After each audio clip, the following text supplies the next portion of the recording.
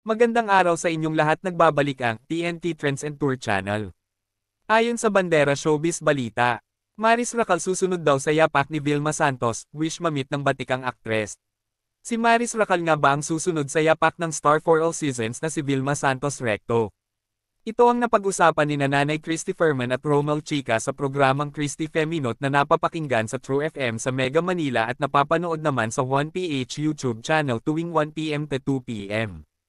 Napagkwentuhan po namin ni Romel na si Maris Racal ang Vilma Santos ng kasalukuyang panahon, nakikinig pala si Ate V sa amin habang papunta pala sila ng Batangas.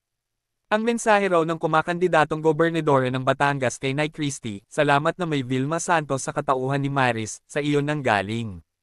Pride ko yes. I love you Ate Christy, pray for US, ha. Ingat kayo palagi, sagot ni Nay Christy. Oo Ate V, nakitaan namin ng pagiging Vilma Santos si Maris Racal dahil hindi siya natatakot na gumanap sa iba't ibang roles na ibinibigay sa kanya. Ang sabi niya, excited akong makilala siya Maris, thank you Ate Christy. Naisip namin, tingnan mo nga naman ang pagpapahalaga ni Miss Vilma Santos sa mga ganitong bagitong artista, di ba Romel?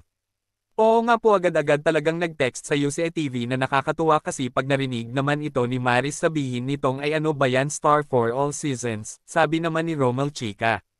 Susog ni Nay Christy, tsaka malaking karangalan para kay Maris Racal na makilala siya ng star for all seasons na si Ate V at ang dami naman talagang nagsasabi na siya, Maris, talaga yung Vilma Santos ng kasalukuyang panahon kasi siya yung kumawala kaagad yung tinatawag nating nasa loob ng kahon.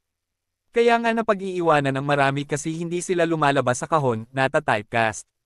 Nasambit din ni Romel Chica na nung panahon ni Ate V ay siya lang ang gumaganap ng mga mapangahas na karakter.